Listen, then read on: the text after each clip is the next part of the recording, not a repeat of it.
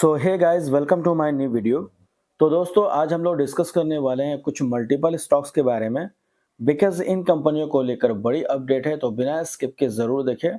और दोस्तों, अगर आप चैनल में नए हैं तो चैनल को सब्सक्राइब कर दें, बेल आइकन को प्रेस कर दें, ताकि इसी तरीके से इम्पोर्टेंट नोटिफिकेशन सबसे पहले आपको मिलते रहेंगे। तो चलिए शुरुआत कर लेते हैं और बात करते हैं पहली कंपनी के बारे में, जिसका नाम है टाटा मोटर्स लिमिटेड। अब दोस्तों, कल के दिन में हमने डिस्कस किया था, लेकिन अभी टाटा मोटर को लेकर बड़ी खबर निकल के आई है।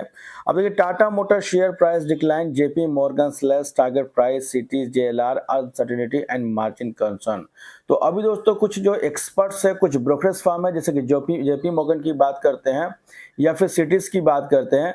दोस्तों, इनका कहना है कि जो इनका जेएलआर का सेगमेंट है, यानी कि जगुआर लैंड रोवर का जो सेगमेंट है, राइट, उसमें दोस्तों अनसर्टेनिटी और मार्जिन का कंसर्न देखने को मिल सकता है, यानी कि प्रेशर देखने को मिल सकता है। और बेसिकली आप सभी को पता है कि टाटा मोटर का मैक्सिमम रेवेन्यू जो जनरेट होता है वो जेएलआर सेगमेंट से ही होता है, और वहां पे दोस्तों अनसर्टेनिटी देखने को मिल सकता है और साथ साथ मार्जिन का कंसर्न भी देखने को मिल सकता है। और यही वजह है कि टाटा मोटर्स को डाउनग्रेड कर दिया गया है, यानी जेपी मोर्गन की तरफ से आप देखो तो रिड्यूस कर दिया गया है टारगेट्स को। तो एक तरह से दोस्तों जेएलआर देखिए, JLR is the driven by the uncertainty around the ultimate impact of US tariff and China luxury tax in financial year 2027 and launch timeline and competitive position of its model beyond the top 3। तो जैसा कि दोस्तों US का tariff देख रहे हो, tariff वाला मामला लगातार बढ़ता हुआ नजर आ रहा, साथ साथ चाइना का लग्जरी टैक्स भी यहाँ पे इम्प्लीमेंट होता हुआ नजर आ रहा। और यही वजह है कि the brokerage also added that the India PV business should benefit from improved market growth and model launches, but margin improvement is key driving rerating. तो यहाँ पे देखिए, जिस तरीके से पीवी बिजनेस बोल सकते बेनिफिट दिखा सकता है, लेकिन साथ साथ मार्जिन को भी इम्प्रूव करना पड़ेगा। अगर मार्जिन इम्प्रूव नहीं होता है तो ऐसे में समझ सकते हो कि और भी ज़्यादा प्रेशर बनता हुआ नजर आएगा। और देखिए, यही चीज़ जेपी मॉर्गन भी कह रही है। JP Morgan further said that JLR needs the new zag and the smaller LR models to fire in financial year 2027 and 28. The brokerage had the cut financial year 2026 और 28 volume by 4.8% due to combination of the recent cyber attack short time. तो यहाँ पे cyber attack वाला भी मामला देखने को मिला था। तो कुल मिला के दोस्तों, अभी टाटा मोटर की मुश्किलें जो है वो कम होते हुए नजर नहीं आ रही है। थोड़ा सा मार्जिन का इशू देखने को मिल रहा है। हालांकि इस बार भी Q3 के अर्निंग्स ये किस तरीके से पेश करेगी, ये देखना काफी ज्यादा इंपॉर्टेंट रहने वाला है। हालांकि टाटा मोटर की बात करें तो इन्होंने अभी तक Q2 का आने का डेट अनाउंस नहीं किया, यानी कि सितंबर के नंबर कब पेश करेगी उसका डेट अनाउंस नहीं किया। लेकिन लास्ट क्वार्टर भी इनके नंबर काफी प्रेशराइज थे, नोट कर सकते हैं। नेट प्रॉफिट में भी लगभग 50% का फॉल देखने को मिला था।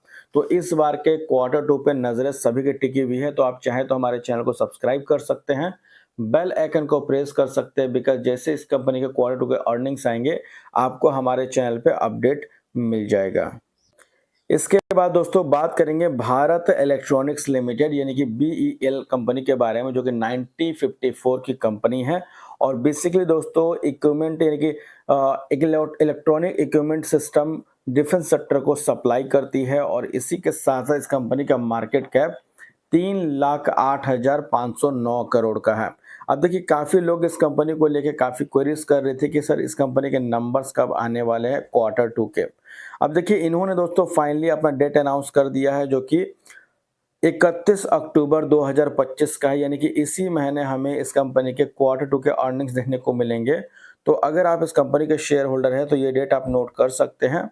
और इसी के साथ साथ किस तरीके से कंपेयर करेंगे नंबर को ताकि समझने में आसानी हो, तो हमेशा याद रखो पिछले क्वार्टर और पिछले साल के नंबर से कंपेयर करना होता है। अगर इन दोनों नंबर से ऊपर नंबर आती है इस बार के, तब तो पॉजिटिव बाजार ले सकती है। तो देखिए, सबसे पहले अगर हम लोग जून क्वार्टर की बात करते हैं तो इस कंपनी का सेल्स था 4,440 करोड़, जो कोई उससे पहले था 9,150 करोड़। तो जून क्वार्टर में नंबर थोड़े प्रेशराइज थे, तो इस बार अगर इसको बिट कर देती है और साथ साथ पिछले साल के नंबर ये वाला था, तो इन दोनों को बिट करती है, तब तो बाजार पॉजिटिव ले सकती है। इसके अलावा नेट प्रॉफिट भी 1093 करोड़ था पिछले साल और पिछले क्वार्टर था 969 करोड़। तो इन दोनों नंबर को बीट करना पड़ेगा इनको। तो फिलहाल नंबर किस तरीके से पेश करेगी 31 अक्टूबर को देखना सबसे ज़्यादा इम्पोर्टेंट रहेगा। हालांकि शेयर होल्डिंग पैटर्न देखोगे तो वो दोस्तों लेटेस्ट अपडेट हो चुका सितंबर क्वार्टर का। क्या चेंजिंग हुई है एक बार देखिए।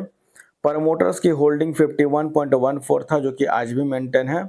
एफआईज की होल्डिंग 18.56 से घट के हुआ 18.14% और डीआईज की होल्डिंग 20.60 से बढ़ के हुआ 20.88% और पब्लिक की होल्डिंग 9.70 से बढ़ के हो गया 9.84%। तो एफआईज ने अपने स्टेक को ट्रिम किया तो वहीं पे डीआईज और पब्लिक ने थोड़ा थोड़ा स्टेक बढ़ाया है। इसके बाद दोस्तों बात करेंगे केएसई लिमिटेड कंपनी के बारे में, जिसके बारे में हमने कल भी डिस्कस किया था लेकिन आज भी क्वेरीज आ रही थी। दोस्तों इन्होंने स्प्लिट अनाउंस किया जिसका रेशियो है 1:10 का, यानी कि एक के बदले में 10 शेयर मिलेंगे। और फॉर एग्जांपल अगर आप इस कंपनी के 50 शेयर को होल्ड करते हैं तो बदले में 500 शेयर मिलेंगे स्प्लिट के रूप में, जिसका रिकॉर्ड डेट इसी महीने का है जो कि 28 अक्टूबर 2025 यानी कि 28 अक्टूबर 2025 का है। तो अगर आप इस कंपनी के शेयर होल्डर हैं तो ये डेट नोट कर सकते हैं और अगर आप इस कंपनी के शेयर होल्डर नहीं हैं तो आप इसको इग्नोर करके भी चल सकते हैं। इसके बाद दोस्तों बात करेंगे टाटा पावर लिमिटेड कंपनी के बारे में।